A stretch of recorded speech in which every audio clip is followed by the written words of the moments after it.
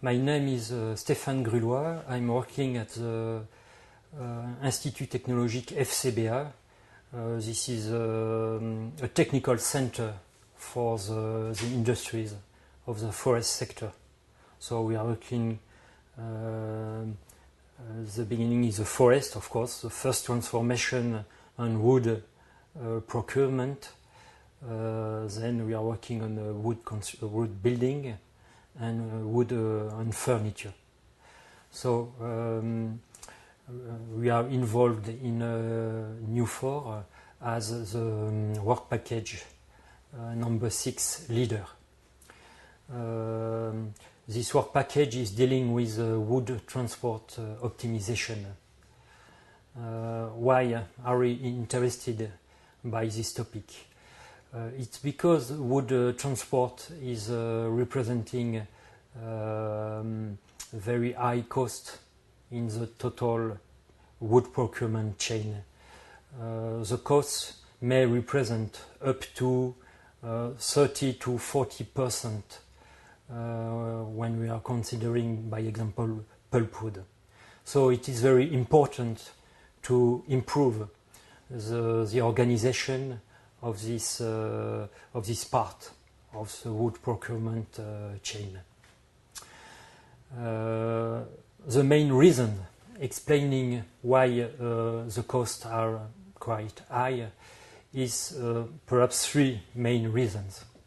The first one is that transport companies are using very specific equipment, so that most of the time it's not easy or it's impossible to find back haulage, so that you can make a whole turn with, of course, wood, and for the back haulage you can bring ordinary goods.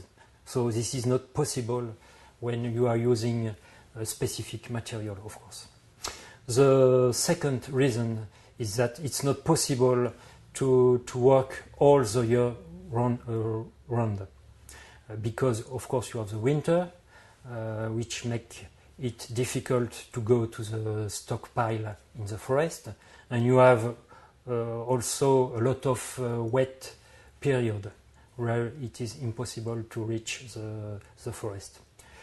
Perhaps a third reason is that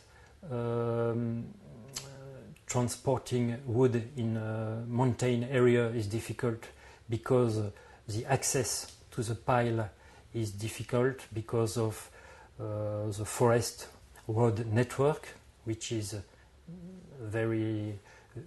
not very dense, and there is a lot of difficulties on the road. By example, small bridges or hairpin turn, which generate very low speed on the forest road.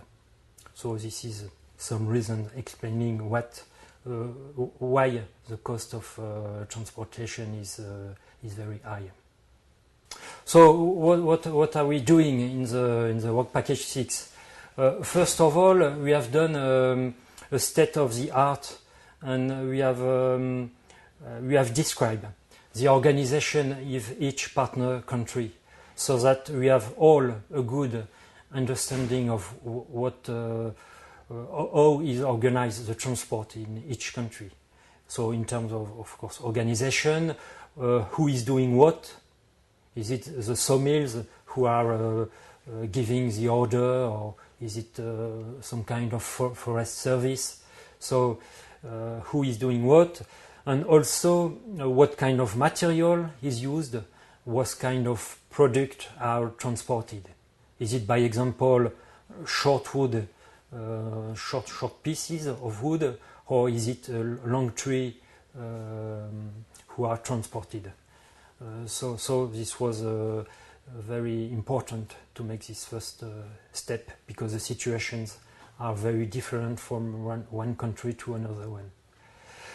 The second step was to study what are the available tools on the market to optimize wood transportation.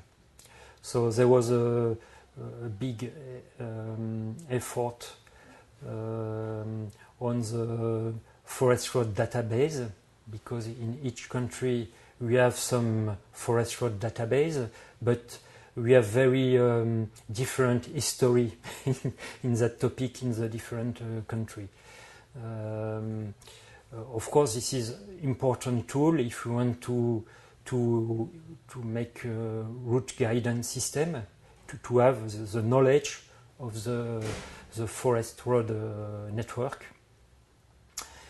So this was a first step, and the second one was to identify optimization tool. So this is tool that are able to make planification of the tours, so that you can improve the rate of utilization, by example of a fleet. You can improve the mileage, and you can improve the fuel consumption, by example. So this kind of tool are able to make planification of for each truck. Yes, those are the main tools we have found on the market. And then we test a tool of optimization, especially in France. This kind of tool can be used by three kind of actors. This can be an association of transporters or an association of mills. This can be a big transport company or a big sawmill, by example, or a big pulp mill. Excuse me. And so we test a software with a big transport company. And the first result show us that it was possible to make more deliveries with the same number of trucks.